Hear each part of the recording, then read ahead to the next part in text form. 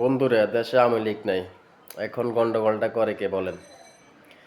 এই জামাত, এই বিএমপি, তারা মায়ের পেটের ভাইয়ের মতো ছিল।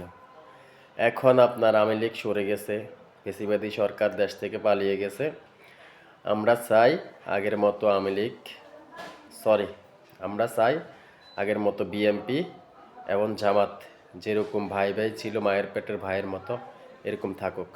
আপনারা বিশৃঙ্খলা করবেন না, এটাই আপনাদের কাছে অনুরোধ। এখন শুনতেছি যে কেন্দ্রে কেন্দ্রে আপনার এই যে গন্ডগোল চলতেছে, কেন এগুলা ভাই?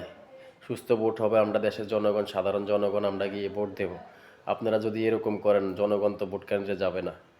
তো এখনও সময় আছে। আইনশৃঙ্খলা বাহিনীর উদ্দেশ্যে বলতেছি, আপনারা কঠোর পদক্ষেপ নেন, এদেরকে তাড়াতাড়ি নিয়ন্ত্রণে নিয়ে আসেন, আপনাদের আয়ত্তে নিয়ে আসেন, যেন কোনো কেন্দ্রতে কোনো গন্ডগোল না হয়, সুস্থ ভোট হয়। আমরা আশা করি আমরা সুস্থ ভোট দিতে পারবো, কিন্তু গন্ডগোল হলে কেন্দ্রতে লোক যাবে না, সুস্থ ভোট হবে না।